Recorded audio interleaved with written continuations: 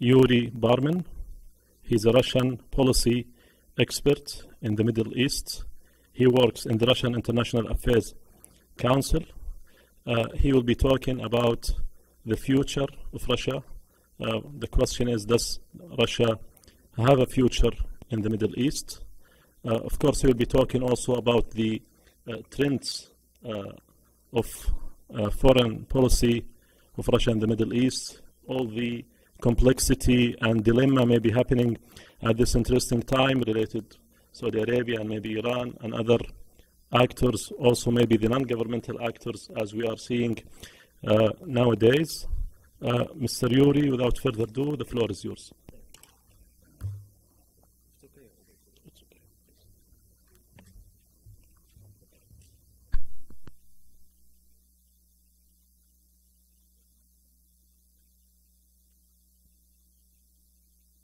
All right.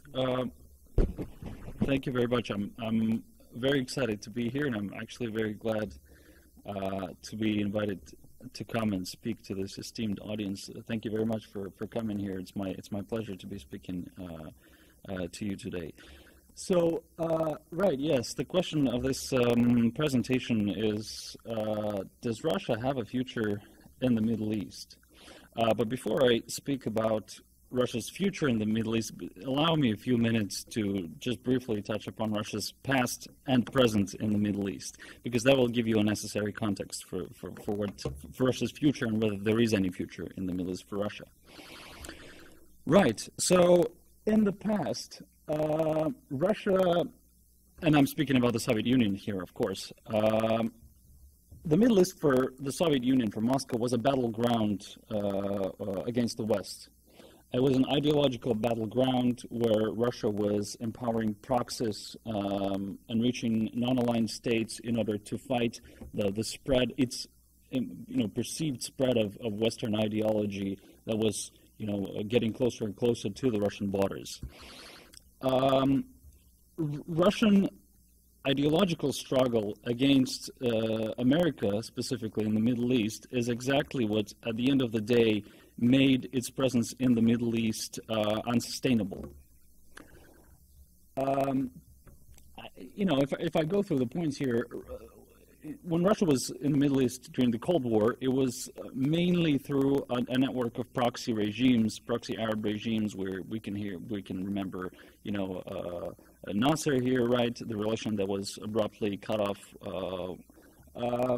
And these regional influencers that Russia was working with were the ones that had huge influence on the population of the Arab Middle East. These regimes, Russia was empowering them through increased arms deliveries, those arms deliveries that created inflated armies, and those armies that ultimately created a very strong link between the Soviet military and the military of those Arab regimes that Russia was supporting. These are, in fact, the links that survived through the collapse of the Soviet Union and survived through the 90s, and are the kind of links that allow Russia today to resurface in the Middle East as one of the major actors.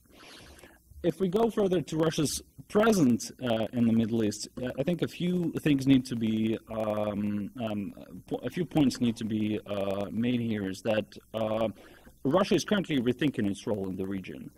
All key documents of the Russian Federation, the ones such as the foreign policy concept, the military doctrine, all identify the Middle East as the region that is volatile, A, and B, the region from which a lot of threats emanate to the Russian Federation, which leads Russia to thinking that it needs to have a permanent presence in the region in order to curb those threats where they originate. There is a collection of push and pull factors that motivate Russia to come to the Middle East. The push factors, of course, are the Arab Spring, Arab uprisings, and perceived connection of the United States to those uprisings. In fact, Russia sees Arab Spring as a continuation of color revolutions that were taking place throughout the post-Soviet Union space in the early 2000s. A lot of Russian officials, including Vladimir Putin, including the Foreign Minister Sergei Lavrov, all openly say that the Arab Spring is another color revolution from the post-Soviet Union space, and the goal of the Arab Spring is to ultimately reach Russia and achieve a regime change in Russia. That's the kind of thinking that Russia is faced with. Another push factor is, of course, the U.S. monopoly in the region. Russia sees that as a threat, as a national threat, and Russia wants to counter that sort of U.S. getting closer and closer to the Russian borders. Russian Muslim community, of course, is something that Russia is trying to better control when it comes to the Middle East, because throughout the 90s, throughout the early 2000s, Russia has been seeing an increased outflow of young Russian Muslims going to Egypt, going to Saudi Arabia to study there, and then they come back. Russia sees that not as an existential threat, but as something that could pose a threat in the future, which is why Russia wants to be solely in control of these ties that exist between the Russian Muslim demographic and the Middle East. The pull factors are, of course, way more moderate. I would say it's focus on investments, it's focus on new markets, it's an ambition to project that power of that image of a great power, projection both domestically and globally. But these, I would say, these are pull factors of something that is less important to the Russia when there's a huge existential threat, such as extremism, Arab Spring, U.S. monopoly in the region. So you can already see that there's this, I would say, defensive mentality, security-focused mentality in Russian policymaking towards the Middle East. We can see there's some sort of evolution of Russia's vision of the region. When there was the Obama administration, we see how Obama was gradually disengaging from the region, and Russia was readily there to fill the void. We can see that in Egypt, probably the most graphic example of that, how when the U.S. Suspended financial aid and aid to the Egyptian government, Russia was ready there to sign deals, to provide loans, and everything just to fill the void left by the United States. We can see that in Iraq, we can see that in Algeria, and everywhere throughout the Arab world. But I think one of the main points that need to be made is that Russia's policy towards the Middle East is presently an ad hoc policy, is a defensive policy. There's no agenda set for the Middle East. There's no grand policy set for the Middle East. And this is something that Russia will have to deal with in the future. And so that way, we come to the future. The key factors that will define Russia's policy towards the Middle East in the future are, first, Russia is the only actor, when you think about it, Russia is the only actor in the region that can talk to all the regional players at once. Russia can talk to Iran, Russia can talk to Saudi Arabia, Russia can talk to the government of Yemen, officially recognized government of Yemen, and it can talk to Houthis. In Syria, Russia can talk to the Assad regime, Russia can talk to the High Negotiations Committee. So that's the benefit of Russia's positioning in the Middle East, that it's comfortably positioned to be dealing with everybody, which you cannot say about the United States, for example, that after its decision on Jerusalem, it is no longer a key player for Palestine, of course, because Palestine is now looking towards Russia. Second, of course, don't think of the Middle East in isolation. For Russia, the Middle East is, of course, another opportunity to keep that channel of communication with the United States open. Syria is in part about communicating to the United States, with the United States, and being recognized by the United States as an equal. Palestine is even more so a channel of communication with the United States. Libya, if you look at it, a channel of communication to the United States and to the Europeans. So Middle East is not about the Middle East per se, it's about the Middle East and something that Russia could get from other major actors. Again, Russia is very well positioned to be dealing with autocratic regimes. Russia has no preference for democratic trends, for democratic movements. In fact, Russia, in its track record, Russia favors autocratic governments, autocratic regimes. And I think in the long term, Russia might make its bet on these exact regimes, autocratic regimes. And I'll speak about that further on in my presentation to explain my point of view. Now, given Russia's financial problems, and it's a central theme in Russia's existence for many, many years, Russia is not a wealthy state, let's face it. Russia is not able and not willing to contribute a lot financially to win that loyalty of regional actors. So Russia would opt for a position of limited investment, either financial or diplomatic, with maximum returns. You can argue that Syria is that kind of an investment. If you look at the impact that Syria had on Russia's budget, it has been negligible. Russia is willing to engage in Libya, but not militarily, not in terms of in investing in the resolution, but being there as a power broker. So that will be the central theme of Russia's presence in the Middle East for years to come. And of course, connected to that is not real impact of Russia's policy, but the optics of Russia's policy, right? And it's visible everywhere, maybe outside Syria, because Syria is a completely different case. But when you look at Libya now, it seems that Russia is the one dictating the terms of the settlement in Syria now that it engages all the parties and zigzagging between different parties in Libya. But at the same time, there has been no real investment in the resolution of that crisis. So that's, I think, one of the major ideas is that you invest zero, but you get a maximum publicity or optical, illusion out of that investment. And of course, the last point, and I'll speak about that more in my presentation, about Russia's relations with regional actors have always been and will remain fluid. Historically, there has been no solid alliance between Russia and the regional power. If you say Syria, I would also argue that relationship has been extremely fluid once that sort of financial link between Russia and the Syrian regime has been cut.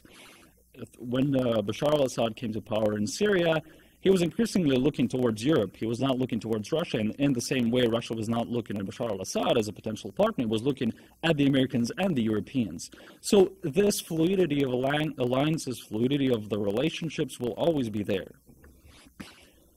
And now we're coming to the gist of it. I think it's about the future of Russia in the Middle East. Like I said in the beginning, the biggest challenge that Russia is faced with will be making its presence in the region sustainable. Now, with Syria in focus, it's very hard to say whether Syria will help make Russia's position in the Middle East sustainable, or will Syria rather be a liability.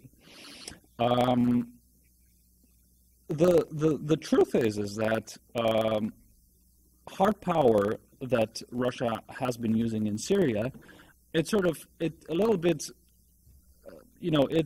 doesn't allow us to kind of look beyond Syria and see where is Russia positioned in the wider Middle East, because Syria is all about the hard power, right? And when you think beyond that hard power, what's going to happen is will Russia be able to utilize diplomacy, soft power, politics in the wider region when the conflict is over? That is not clear. Russia increasingly needs to look beyond weapons in order to be recognized as a trusted partner in the region, with Sunni powers, with smaller states, with Israel. So that will be a challenge. Will Russia be able to survive in the Middle East without resorting to its weapons? At the same time, Russia's commitment to the resolution in Syria, it sort of has created this sense in the Middle East that Russia is committed to the security in the region, that Russia is committed long-term in this region. And personally, I'm not even sure if that is the case. I'm not sure if Russia is really committed to the stability and security of the Middle East. There's a lot of speculation that maybe it's only about these sort of fast gains that you can get in Syria and leave off them for many, many years to come. So that is not clear about Russia's strategy there. One thing for sure is that Russia's Syria policy will, in the next few years, allow Russia to reposition itself in the wider region. And so this is what I'm talking about.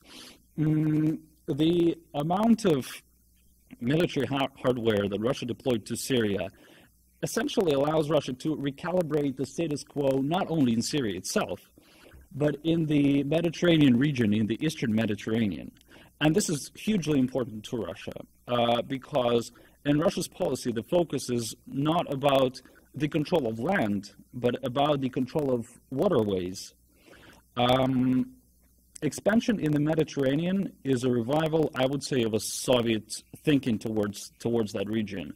But except now, Russia has a naval base, a solid naval base in Syria, something that the Soviet Union never had.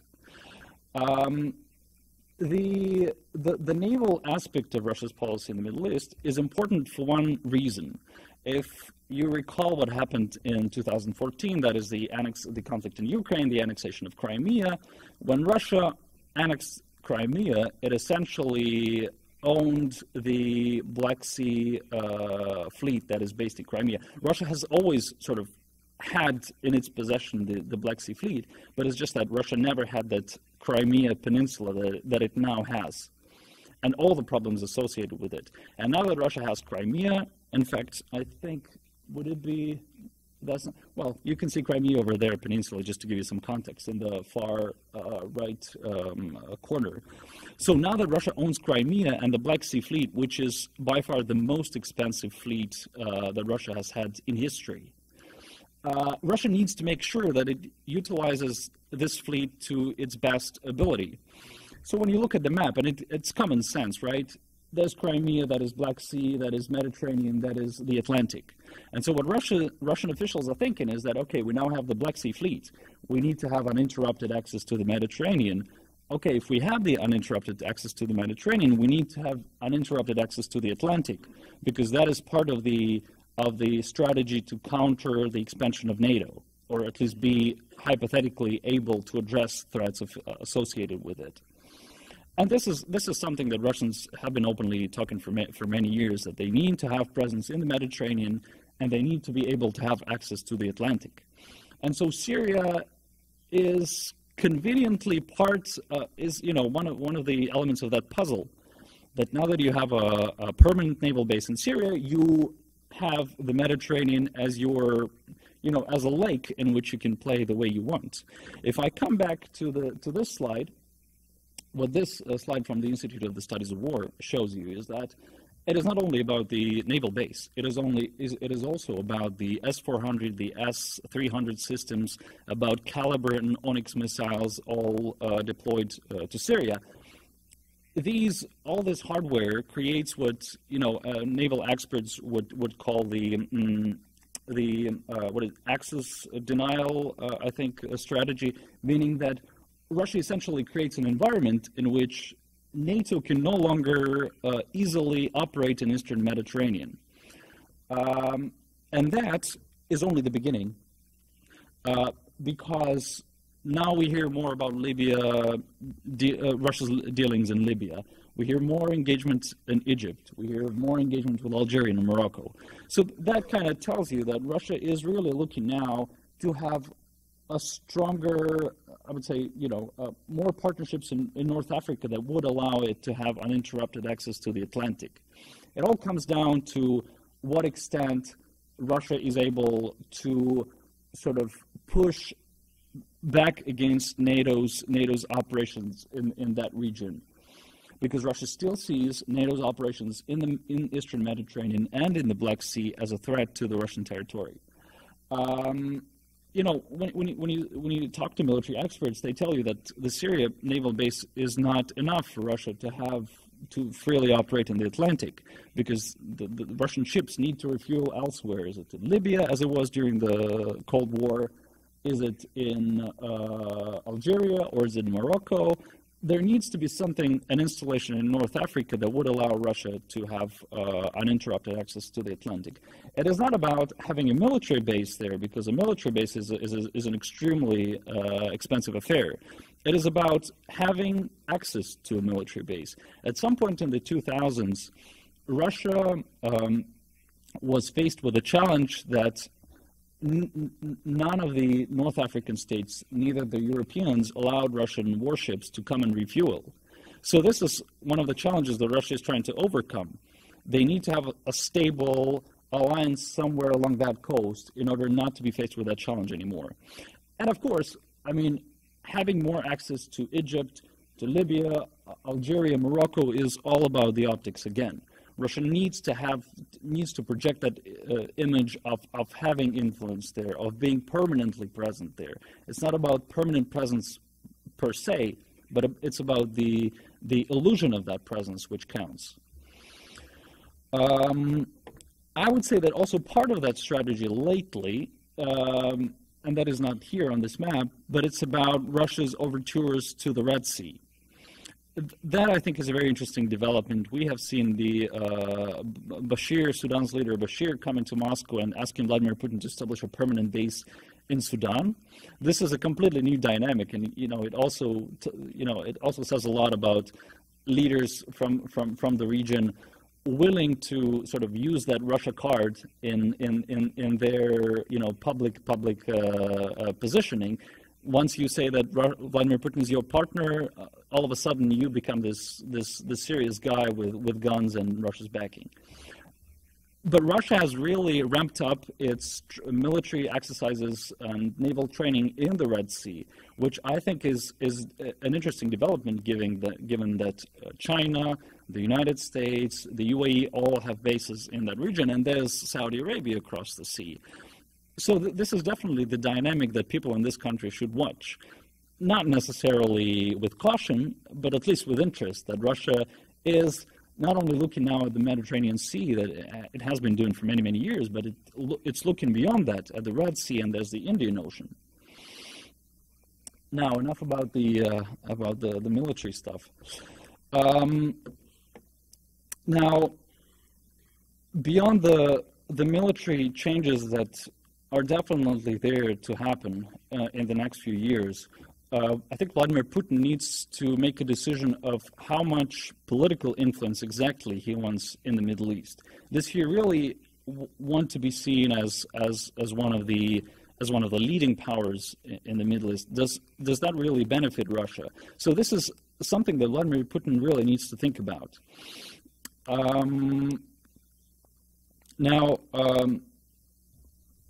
Reaching sustainability in the Middle East, so basically converting military achievements made in Syria into political influence. So this is something that Russia will be looking to do. Hard power guarantees you presence in the Middle East, but hard power, what it doesn't guarantee you relevance in the Middle East. And this is something that Vladimir Putin really needs to figure out. He needs to find a way to be able to set an agenda for the region, and I think we can already see some signs of that. For the last few years, Russian officials, including Igor Ivanov, who's the former foreign minister of the Russian Federation and now president of the Russian International Affairs Council, with which I have a pleasure to be associated, or Mikhail Bogdanov, deputy foreign minister, and most recently Sergei Lavrov himself. They all have been pushing towards the creation of a system of collective security in the region. Back, I think, in 2010, Russia started talking about this idea and started developing this idea. The idea is very simple, is that, the region needs to create its own NATO, but the NATO that will include Israel, Iran, and all the Arab Sunni states. The idea that doesn't go down well with people, with a lot of people in the region, in fact. But the idea is about, you need to talk about disarmament, you need to talk about creating demilitarized zones in this region, and you need to really talk about face-to-face cooperation on humanitarian issues. This is also, I think, this also corresponds with Vladimir Putin's idea that he voiced in September 2015 before launching the Syria operation, when he was speaking in front of the UN General Assembly, was that we need to create an anti-ISIS coalition, the one that he said would look like the anti-Hitler coalition that existed in the 40s. So his idea is that once all of the states here in this region start talking about counterterrorism, that could gradually grow into a collective security organization for the Middle East. So this is an idea that the Russians have been flirting with for a few years, but I can see now that Russians start talking about it more and more. And in fact, Mikhail Bogdanov, the deputy foreign minister, recently said that Russia has already pitched some framework to regional states. So apparently some work is being done on this front. Now, Syria was a one-off development in Russia's foreign policy, I believe. So when you think about Russia's policy in this region for years to come, please do not think that we will see a repeat of Syria elsewhere. This will not happen in Libya, this will not happen in Yemen, this will not happen elsewhere. Syria was a relatively costly affair, the one that was very hard to calculate in advance, and the one that is sort of historically, history itself dictated that Vladimir Putin needs to go for it in Syria, because Syria was so uniquely positioned in Russia's foreign policy thinking that Russia needed to do something there. Russia needed to have boots on the ground in Syria. Russia needed to include Syria in that sort of military thinking for the region. But this will not happen anywhere else in the future. The contexts where Russia may resurface are Libya and Palestine. In fact, Libya, we have seen a gradual escalation of Russia's diplomatic involvement there. What is interesting about Libya is that Libya is no Syria for Russia. Russia does not have any existential interests in Libya. There are no existential threats in Libya for Russia, which is why Russia can be way more flexible when it comes to Syria, when it comes to sort of devising a solution for the Libyan crisis. And we have actually seen that evolution of Russia's thinking, because initially in 2015, when Russia started re-engaging in Libya, there was a lot of this security-oriented thinking that, okay, we might provide weapons to Haftar, we might provide weapons to the House of Representatives. Gradually, we have seen how that thinking has been changing, because now Russia is saying that it is equally equally distanced from all parties to the Libyan conflict, which is an interesting departure from what we see happening in Syria. In Libya, despite all the rumors that Russia is sending weapons, Russia is sending troops to Libya, Russia feels comfortable facilitating a diplomatic solution to the Libyan crisis. If you look at Palestine, for example, after Donald Trump's decision announcement to move to recognize Jerusalem as the capital of Israel, that was immediately an opportunity for Russia to position itself as the mediator in the Israel-Palestinian conflict. And you can actually see how, for the past 2 years, Russia has been ramping up its diplomacy on the Palestinian front. In 2017, Russian officials hosted in Moscow all the Palestinian factions, Hamas, Fatah, and the Palestinian Islamic Front, if I'm not mistaken. So they're already trying to mediate between the Palestinian factions in order to come up with a unified party that would negotiate with Israel. In the same way, the Russian Prime Minister in 2017 visited both Jerusalem and Ramallah to talk to Israeli and Palestinian officials. Donald Trump's decision really creates an opportunity for Russia to become this power broker in the Palestinian conflict. And I think this is the central theme of Russia's policy for the next few years, at least for Vladimir Putin's next presidential term. I think no one here doubts that he will be president for the next 6 years in Russia. The central theme is that Russia would like to depart from that image of a sort of redneck hard power in Syria to a conflict mediator in other contexts in the Middle East. This will happen in Libya. This will happen in Palestine. Although, again, both Libya and Palestine are the contexts where Russia would like to engage the United States. Palestine is not. All right. Palestine is not solely about Palestine. Palestine is about the opportunity to engage the United States. I think an interesting case is Yemen, of course. at some point over the last 5 years, Russians have been making overtures to Yemen, trying to engage different actors and trying to see how they're positioned vis-a-vis different parties to this conflict. I think that was the point where Saudi Arabia said, no, you don't mess in this backyard because we don't mess in Ukraine. I think that's something was definitely there because Russia strongly started reaching out to Yemeni parties, and then all of a sudden it disengaged. But most recently, we can see that Russia again is making some steps to reach out to different parties in the Yemeni conflict.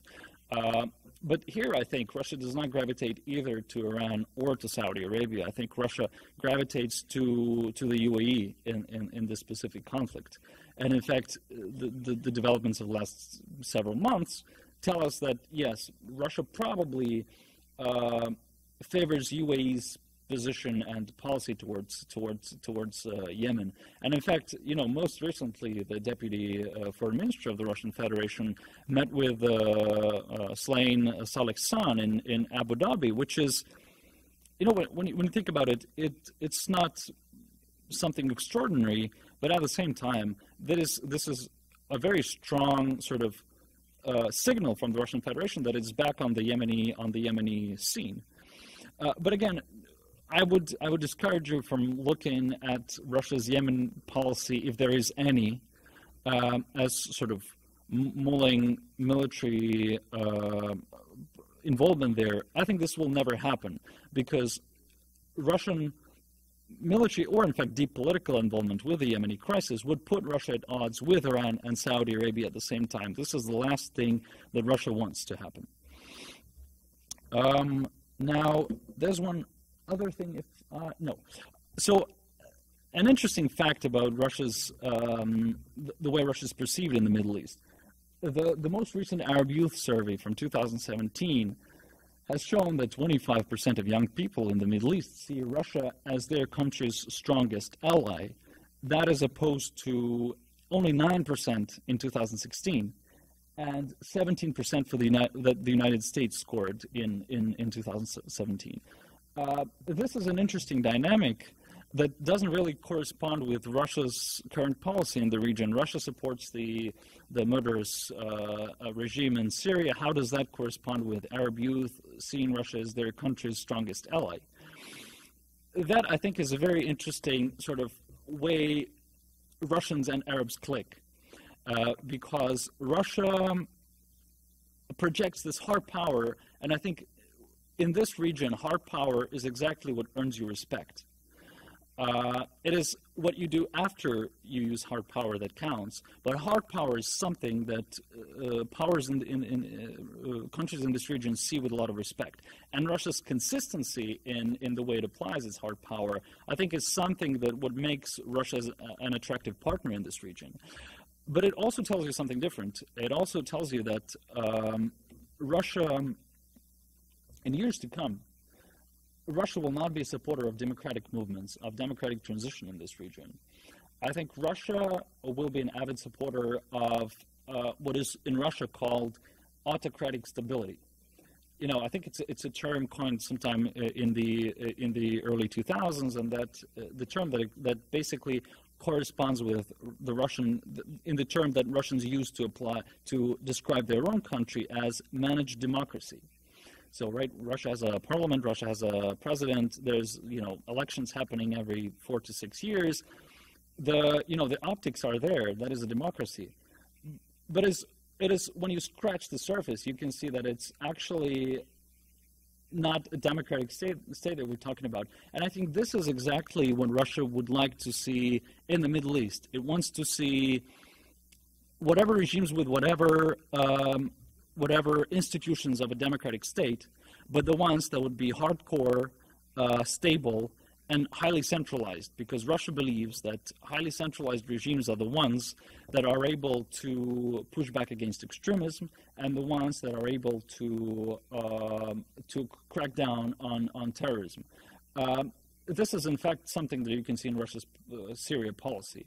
Russia supports President Bashar al-Assad because it honestly believes that the Syrian president is the one fighting against terrorism. And as only today the Russians were again speaking about, if we put it in the context, about Eastern Ghouta and saying that, well, it's the terrorists in Eastern Ghouta that are attacking the government-controlled territory, but it's President Assad that is cracking down on them. So this is the type of Russia's thinking, and it's a highly centralized state, the one that can withstand the terrorist threat. I would like to briefly touch upon the bilateral dynamics. I'm sure that we'll talk about more about this later. So Saudi.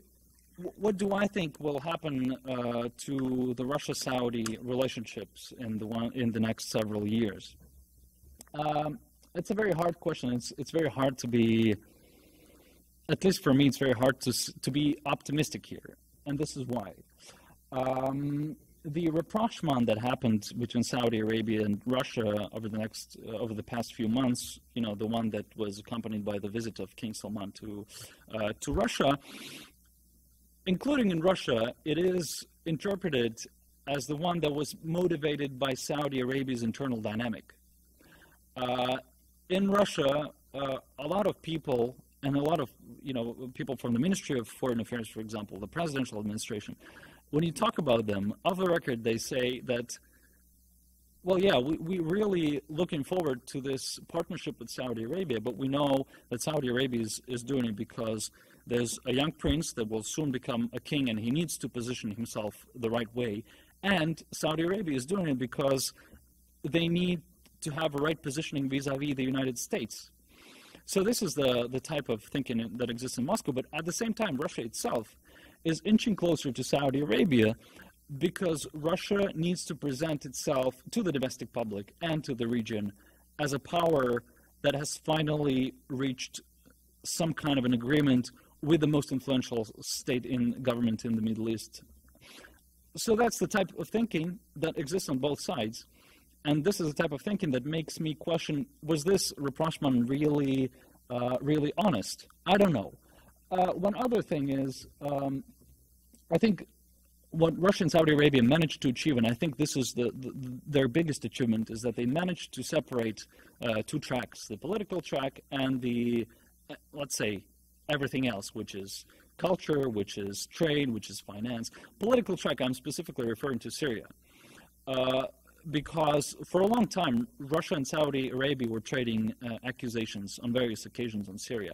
But it seems that over time they managed to compartmentalize their cooperation and see Syria separately, including Yemen, including everything else, separately from the cooperation that both of them benefit from. I believe that cooperation between the two countries, it will grow for sure, but it will remain situational and transactional. I would have to say that when you talk to Russian security officials, a lot of them still have this suspicion about Saudi Arabia's influence on Russian Muslims. There are, I would say, even more so lately, for some reason, and I have no explanation to that, a lot of Russian media outlets started reporting about Russian youth going to Saudi Arabia to study and coming back, and then acting in Russia's Muslim regions as an alternative front to the recognized formal religious authorities, which is something that I haven't seen in a while, for example. But for some reason, recently, these kind of reports resurfaced. So there is this kind of suspicion that still exists, and the Russian government would like to keep that monopoly over the ties that exist between the Russian Muslim demographic and Saudi Arabia, not only Saudi Arabia, in fact, over relations with a lot of states in the region.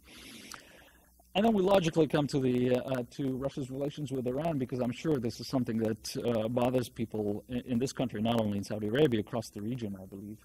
In fact, it bothers a lot of people in Russia as well, I have to say. It is a tumultuous relationship, and it is definitely a marriage of convenience between Russia and Iran. I would say that Syria has contributed to this gap that is growing between Iran and Russia, because time and again, Moscow sees how Iran is undermining the agreements that Russia and the international community reaches on Syria. A lot of examples of that. The one thing that most observers always ignore is that this relationship is way bigger than Syria alone. If you look at the map, do we have this on this map or not? No, we don't.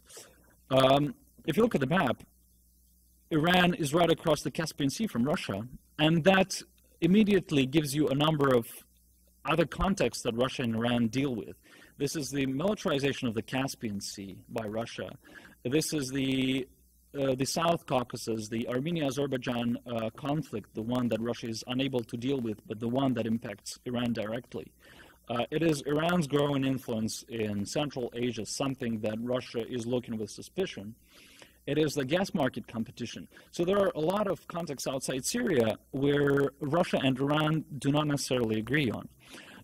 But what is key here is that if Russia breaks up with Iran in Syria, the fear is that that will reverberate across all those contexts outside Syria. And this is what Russia would never allow to happen.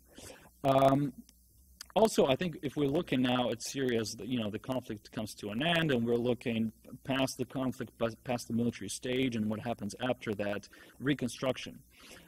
This is also something very important, is that Russia is really looking now at the international community to be the ones spearheading the reconstruction in Syria. Neither Russia nor Iran have enough money, have enough time and effort and knowledge, in fact, to rebuild, reconstruct Syria. Syria is not only about constructing, it's about reconstructing, which is something different. But Russia's fear is that if Iran drags Russia down with it along the path of, the settlement in Iran's way, that will mean that neither Russia nor Iran will ever see any international help in reconstructing Syria, which will take dozens and dozens of years. And this is something Russia does not want to happen. Russia needs international community in Syria to take responsibility for the Syrian conflict as well, which is why this creates even more challenges for the Russia-Iran relationship. I think I'll stop here, and I think it's been actually 40 minutes, and we'll get more in the Q&A session, I think. Thank you. الرؤية والاستراتيجية. In the name of King Faisal Center for Research, I would like to thank you for attendance and thank you very much.